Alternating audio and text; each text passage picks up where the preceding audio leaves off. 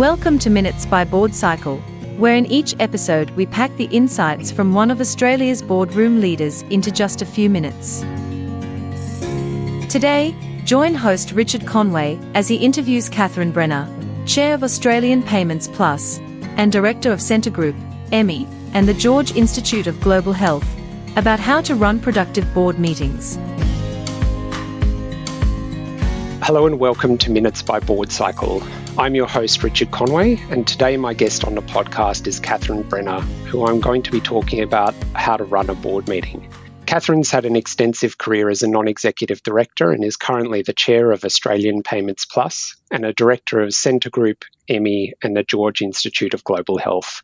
Welcome, Catherine. Hi, Richard. Lovely to have a chance for a conversation. Great. So, Catherine, jumping straight in, I think although sometimes it might not feel this way to the board or the company secretary, the fact is that boards don't meet all that often. And when they do meet, it's not really for all that long in the grand scheme of things.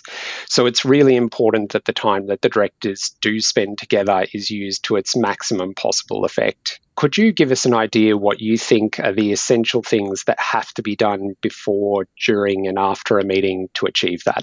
It's a great question because, as you say, there's a finite amount of time with such important decisions to be made.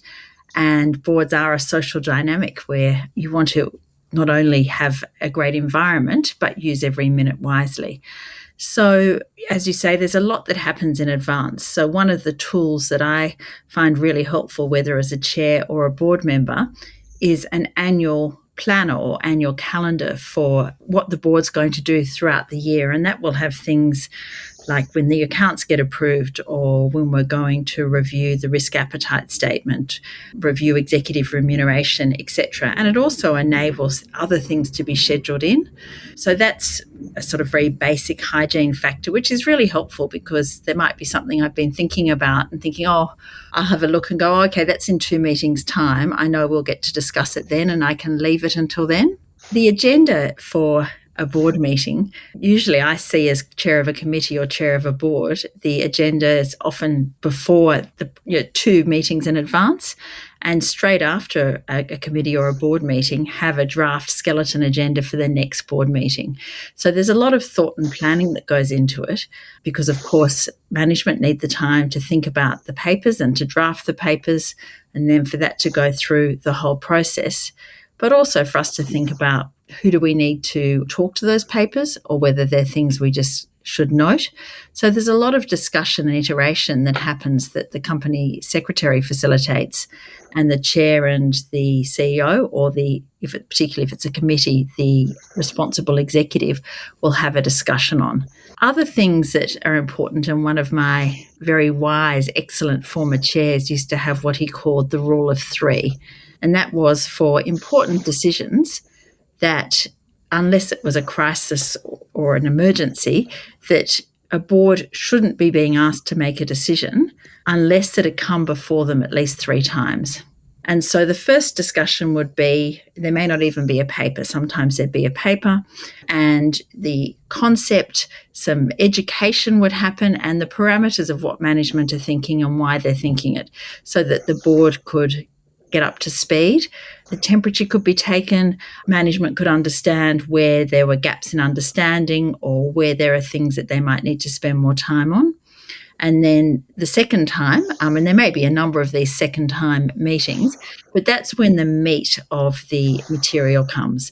Often a straw man, what the parameters might be, and there'll often be some clear questions that are being asked of the board to help management refine what they'll bring for final approval. So that when it does come at a subsequent board meeting, there's only certain things that need to be decided and everyone's been well and truly warmed up. And the resolution often for that one has a much shorter discussion because it's already been canvassed.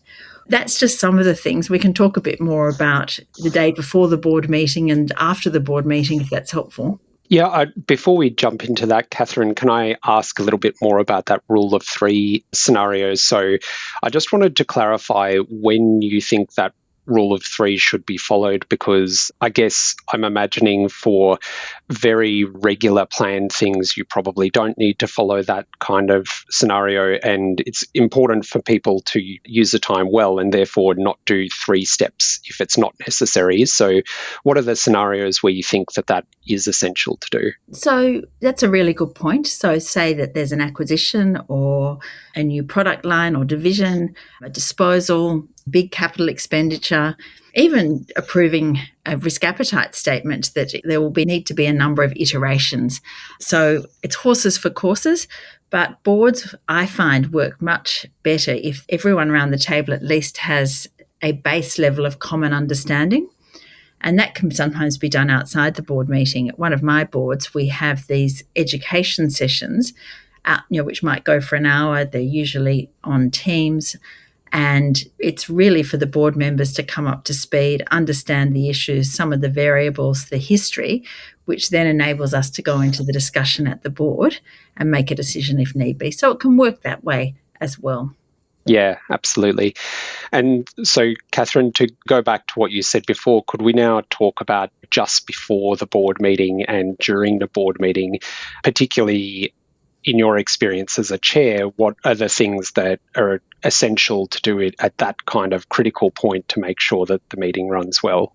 Sure. And also as a director, I think that as a chair and as a director, identifying what the questions are that you have, where perhaps you have quite a different point of view to what's put forward in the papers, or you feel there's something missing, giving a call to the chair beforehand so that you can discuss it with them. They can understand what would help you. It gives management an opportunity to prepare. And sometimes it also enables the chair to say, oh, but remember, we discussed it then, or perhaps if you look at this. So that sort of conversation is incredibly important for directors, and as a chair, it's very helpful. Right up until sometimes the morning of, but definitely the afternoon before, as a chair, having a discussion with the CEO or the executive responsible as to what sort of questions have come up, questions that I have on the papers, and where I think there might be things that particular directors might be interested in, where it might be helpful to have another piece of information. That sort of planning and pre-thought makes a big difference to having a quality discussion and a very effective discussion.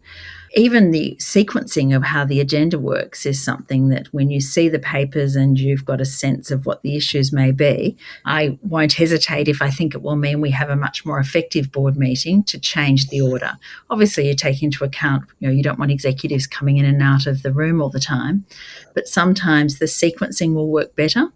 If it's going to be a topic where I feel that there could be some discomfort or a very robust discussion, I like to reset the room and everyone's mindset. So either having matters for noting after that, or even having a short break. Because I know as an executive coming into a boardroom and just sensing in the air that there's been a bit of tension beforehand doesn't bode well for your own presentation. And I don't think that's fair on executives or enables boards to make the right decision. So just thinking through those human factors and almost choreographing the agenda, I think, is a really important thing for a chair to do to ensure that it's a really effective, productive meeting.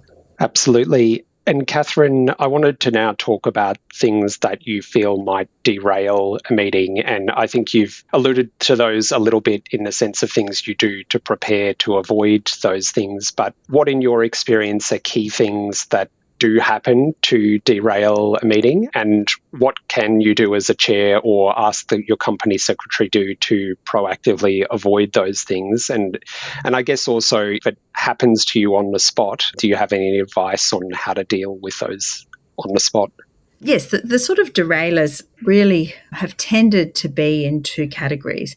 And one is where management has put something on the table that the chair wasn't expecting, that the board wasn't expecting, and sometimes the CEO wasn't expecting. That is a surprise or a shock. That can be quite a derailer because it is a surprise, that there hasn't been a warm-up. There's a concern about what else don't we know. That sort of thing can be a derailer. The other broad category is where a topic comes to the board and there's no straw man or framing questions. And so there's this enormous landscape where different directors start at different spots. So they're not quite sure what the purpose of the paper was or even what the purpose of the agenda item is. And so you end up with a very fragmented discussion that tends to go down rabbit holes and not usually where it needs to be. So they're the two broad areas. How do you avoid them, and then how do you deal with them if they come up? So how they're avoided is by having really good board papers. I'm a big fan of board papers, as was set out in one of your earlier podcasts, being very clear on the purpose of the paper. I find if it's a board paper that's for discussion, having some framing questions so that the directors can think about them beforehand minimises the risk of thought bubbles and facilitates a much richer discussion. So board papers are a key one. And the other one is ensuring that material important information comes up beforehand, even if it's the CEO mentioning without a paper at the beginning of the board meeting that these are some of the things that have changed and that they'd like to discuss during the course of the meeting. I guess to follow up on that, Catherine, is it really ever acceptable for management to put something to the board that hasn't been flagged in advance? Look, it always depends on the circumstances. If it's a crisis or something emerges, the way in which it's brought to the board and the commentary that's given to the CEO, if it's a surprise to the chair, that's not a good sign either. And I think that undermines the confidence in the room as well. So if it can at all be avoided, I think that that's an important thing. If it does come up, what I tend to do is to pause and look to the CEO and ask them to define what the question is or the issue is. If we're getting lots of information real time, as the chair stepping back and trying to synthesize it and asking and playing back to management, what is the question that you're wanting us to answer? Or what is the issue at hand? Because otherwise you can end up with sometimes everyone in the room having a slightly different view of what the problem is or what the proposed solution is. Absolutely. And Catherine, I then wanted to go towards the end of a meeting or after a meeting, what you can do at that point in time to make sure it's effective. And one thing in particular that's very common is for the board to have a closed session where they discuss that issue. And I wanted to ask you how important you think it is to do that process and how effective you think that is in continuously improving your board meetings, and whether it needs to be done every meeting or it's something that you just do periodically. A really great suggestion, and that's something that I find is really effective, and having it on the agenda for every board meeting is important, because if you don't need it, you just don't use it, or it's a very short session. But I do like the closed sessions to have two parts to them. The first part being where the CEO is in the room, and also the company secretary needs to be in the room for both so that you can have a record of what was discussed if needed. The CEO being in the room means that we can give feedback as a board on how we felt executives presented, on the papers, what we thought we would have liked less of or more of. And there might be just other issues, because we won't probably get together as a group for at least a month, if not longer.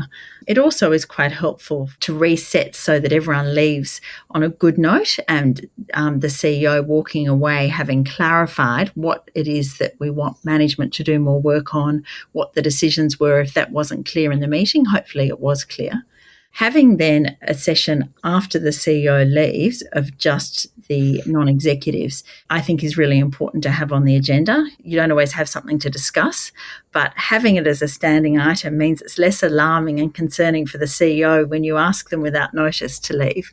And as a chair, I always go and check in with the CEO after that, just to sort of either give them a heads up or just check they're okay, because they're humans and it is worrying to know that everyone's talking about you without you there. Absolutely. So finally, Catherine, I think one of the strong themes from what you've said here is talking about the importance of both good planning and clarity prior to board meetings to make them effective. Both the chair and the company secretary play very critical roles on that. And I wanted to ask you what you see as the keys to making sure that those two roles work effectively to run these meetings well. Look, I think good process leads to good outcomes, that you have the right information, the right questions, and the appropriate time allocated to things with the right people in the room. And having a good constant dialogue with the company secretary is really important. Chairs regularly catch up with the CEOs. They have a cadence of talking every week or more or less, and just being able to sort of mention to the company secretary, look, it would be good to put this on the agenda, or can we have more time for that? The company secretaries are also really good for feeding back information to the chair as well as to issues that they see are emerging. So having a relationship of trust is particularly important, because the company secretary will be privy to pretty much everything that the board discusses, even when the CEO is not in the room.